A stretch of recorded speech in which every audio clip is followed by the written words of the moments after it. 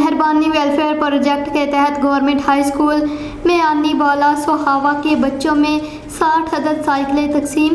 سرائے عالمگیر سے ہمارے نمائندے ڈاکٹر تصور حسین مرزا کی رپورٹ کے مطابق سوہاوا کے نواحی علاقہ میں مہربانی ویلفیئر پروجیکٹ کے تحت پینے کے پانی کے درجنوں منصوبے مکمل کیے گئے ہیں۔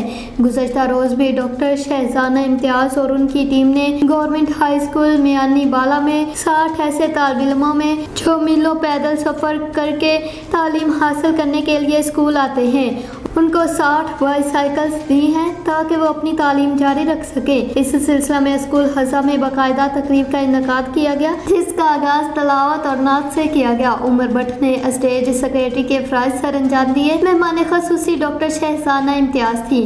اس خوبصورت تقریب میں سماجی شخصیت محمد عمر بٹ اور Abdul Ghafoor Chauhan, chairman youth assembly for human rights ضلع جہلم، محترمہ Falak Naz Sethi, Musarrat Sultan, Haseeb Ahmed deputy district education officer Sohawa, Naeem Akhtar, Shahid Mahmood incharge programme اور دیگر سٹاف کے علاوہ فوکل پرسن محمد بنارس بھی موجود تھے۔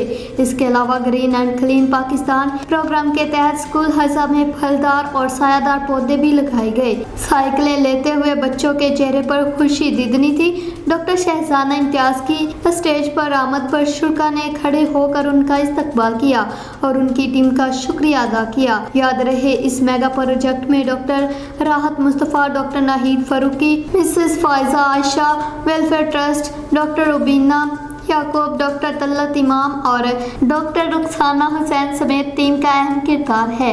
ڈاکٹر شہزانہ امتیاز ہمیشہ ہی خدمت خلق کے کاموں میں پیش رہتی ہیں۔ سوہاوا کے علاقہ جات میں ان کے بہت سے منصوبے پایہ تکمیل کو پہنچ چکے ہیں اور یہ سلسلہ جاری ہے۔